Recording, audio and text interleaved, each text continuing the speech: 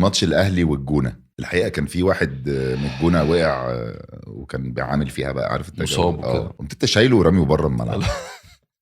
لا مش رميه ولا حاجه برضه يعني برضه ما هو كان خايف عليك صراحه من اول حلقه وانت في ظهري فما تضغطش عليا في الاخر يعني. لا اصل انا هحط خلاص يا جماعه ما رماهوش انا هحط الحته هبدوا. نتكلم واحنا انتوا شوفوا عمل ايه. خلي هو بالك كان بيحاول يساعده. بيعمل له استرتشات رجله قد ايه جميل.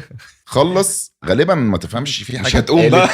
في حاجه اتقالت وفجاه يا معلم قام ماسكه زي شفتها البيبي يا كده باشا، وطلع شفتها.